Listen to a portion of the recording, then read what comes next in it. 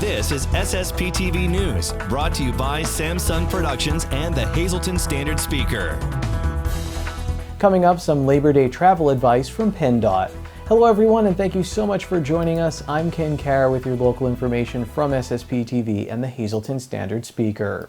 During a discussion about the 2021 budget for the Hazleton Fire Department, Chief Donald Leschko announced he's seeking a federal grant to keep 3 positions. A grant from the United States Homeland Security Staffing for Adequate Fire and Emergency Response Program helped pay for the 3 positions in 2018, and it will pay for about 30% of their cost in 2021. The chief says getting a new grant from the program will reduce overtime costs and help the city meet a staffing clause by keeping these positions. Sam Galsky has more on the fire department's budget in Wednesday's Standard Speaker. 5 people face charges after methamphetamine was brought into the Carbon County Correctional Facility. Amanda Crispin reports in the Standard Speaker that the drugs were put into the sole of a sneaker worn by 24-year-old Kayla M. Weaver of Nesquehoning when she was returning to the jail from work release on June 27th. The 5 people arrested were 21-year-old Lind E. Kuntz, 29-year-old Janine A. Sarau, 21-year-old Connor J. Boyer, 26-year-old Cheyenne N. Boyer, and 24-year-old Kayla M. Weaver.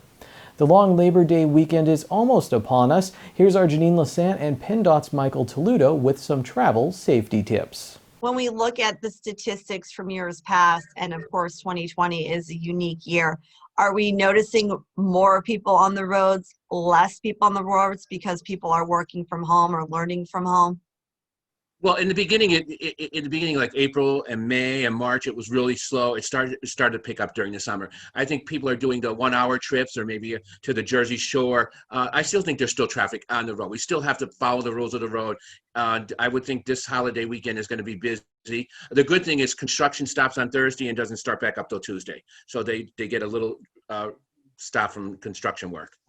Okay, I know with even having a new driver in my own home, I am constantly practicing the safety rules and laws and awareness, looking out for buses, looking out for children, looking out for anything out of the ordinary, as maybe someone behind the wheel driving erratically or possibly potentially drunk.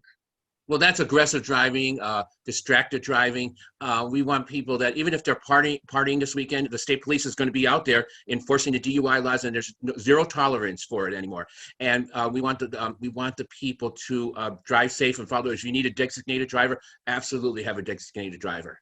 And do not text and drive. That's another thing with your young drivers. They text and drive. So I'm really concerned to preach that to your driver. When you talk about people traveling, are you concerned with people driving tired behind the wheel? Yes, and but you should take a break. We usually have coffee breaks at the rest areas. I haven't found out if we're going to have them this year or not, but because of the virus, they really have been not as having them as we usually do. But you could always take a break at a rest area anyway, or stop and get a cup of coffee and relax if you're tired at the wheel. Drowsy driving is an issue.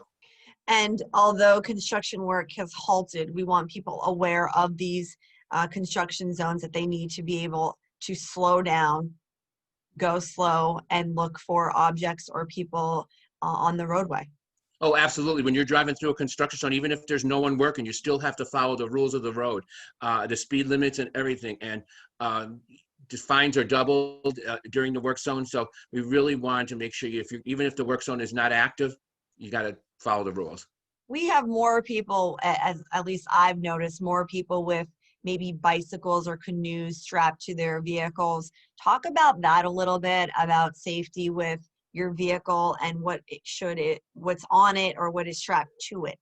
There's been several accidents where people were hauling furniture or trailer and they flew off and killed people. So I think you need to really buckle it down and make sure you follow the rule, what they tell you, how to pack your bike up on your car and canoe to make sure it's strapped down, that it doesn't, because you don't want it to fly off and it flies off your car and kills someone else. Again, making people aware of the rules, aware that state police and local officials will be out in full force this holiday weekend. We want people to have fun. We want them to relax. We want them to enjoy themselves, but we also want them to be safe on the roads here in Pennsylvania. Well, we also want to, like, even in certain areas where there's trails too. That's another thing. People will be visiting trails this year. There've been a lot of trails. So pedestrian safety is the key. So you have to slow down and be aware of the pedestrian, the bicycle riders, the children going back to school. All that stuff is out there now. And the fall, it's going to get darker sooner now. The fall weather coming. So it's a whole. You have to pay attention to your rule. And one thing I want to say is, if you're driving with a child, make sure you have the proper child safety passenger seat. That's another issue that will be coming up in September. We'll be discussing that as it's National Child Safety Seat Week. So make sure you buckle your kid in and make sure it's installed properly. Very good. Michael, thanks for joining us here on SSPTV. Oh, thanks for having us. Time now for weather on SSPTV News. We may see a bit more rain this week. Here's our forecast from the National Weather Service. Tonight, a 50% chance of showers and thunderstorms, mostly cloudy with a low of 64 degrees. New precipitation amounts between 1/10 and 1/4 of an inch. Higher amounts possible in thunderstorms. And then a hazardous weather outlook on Thursday with a 50% chance of showers with thunderstorms possible after 2 p.m. Some of the storms may produce strong winds. Partly sunny with a high of 79 degrees. 30% chance of showers and thunderstorms Thursday night, mostly cloudy with a low of 63. Friday is mostly sunny with a high of 78, mostly clear Friday night with a low of 51. Saturday is sunny with a high of 73. Saturday night mostly clear with a low of 51 degrees. Sunday is sunny with a high of 76, and Sunday night mostly clear with a low of 57 degrees. The Hazleton Area High School boys golf team has to hope match 1 is a sign of things to come. Here's the SSPTV standard speaker scoreboard. The Cougars opened the season with a win over Crestwood. Connor Mateo and Jacob Palermo had the match's lowest scores with 2 37s. Colin Colsa and Jonathan Joseph put up 39s for the Big HA. In the Schuylkill League, where they play 18 holes, Monoy area moved to 2-0 on the year with a win over Nativity. The lowest scores of the round went to the Golden Bears' Nick Makita and Brady Najda with 95s. Finally, in girls tennis, Tamaqua was swept by Jim Thorpe. Coming up next, we'll find out how to make sure you're having a good time in Luzerne County this fall. And in sports, we talk with a local athlete who won a business competition.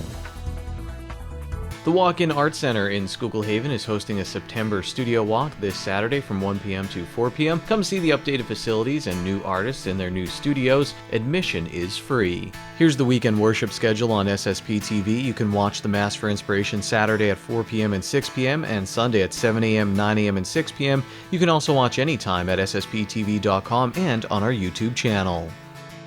SSPTV News would like to send sincere condolences to the family and friends of these recently departed.